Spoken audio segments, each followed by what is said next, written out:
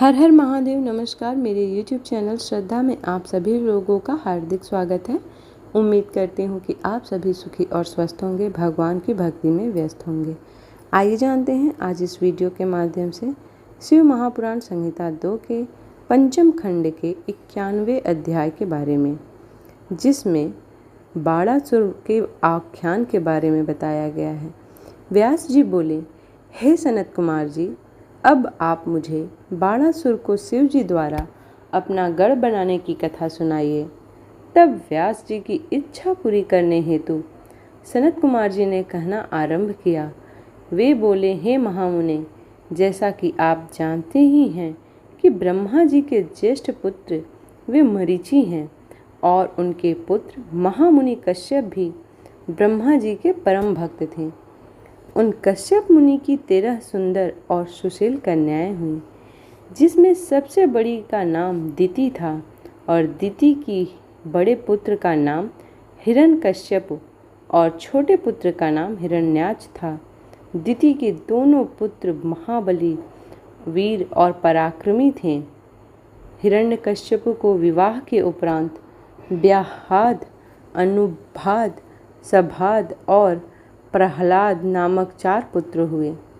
उनमें सबसे छोटा प्रहलाद भगवान विष्णु का परम भक्त था, जिसको कोई भी दैत्य पराजित नहीं कर सका था।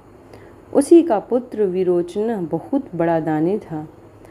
उसने देवराज इंद्र को दान में अपना सिर काट कर दे दिया था। उसका पुत्र बलि भी महान दानी और भगवान शिव का परम भक्त था।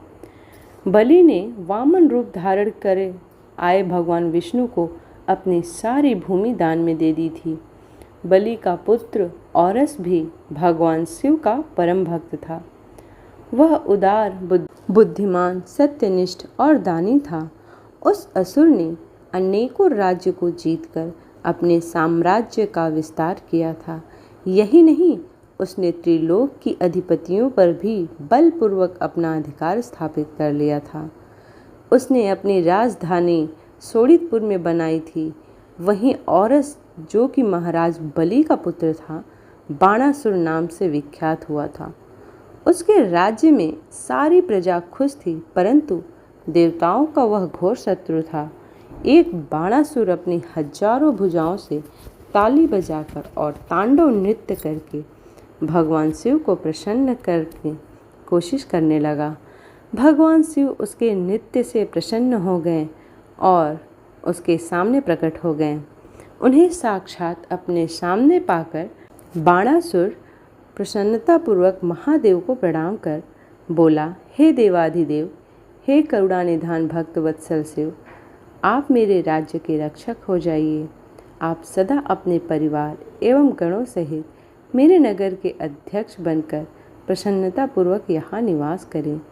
तब बाणासुर द्वारा मांगे गए वरदान को देते हुए परम ऐश्वर्य संपन्न भक्त वत्सल भगवान शिव ने अपने परिवार एवं गणों सहित बाणासुर के नगर में आना स्वीकार किया।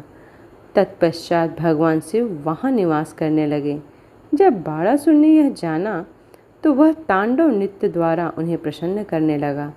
तत्पश्चात उनकी स्तुति करने लगा और बोला, हे देवाधिदेव महादेव, आप सब कुछ जानते हैं।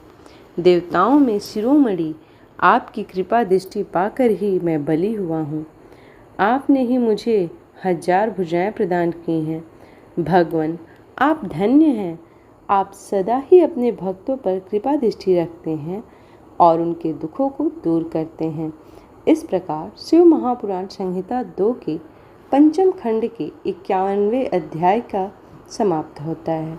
उम्मीद करती हूँ कि आज की ये वीडियो आप लोगों को पसंद आई हो। वीडियो पसंद आई हो तो वीडियो को लाइक करें, शेयर करें और चैनल को सब्सक्राइब करें।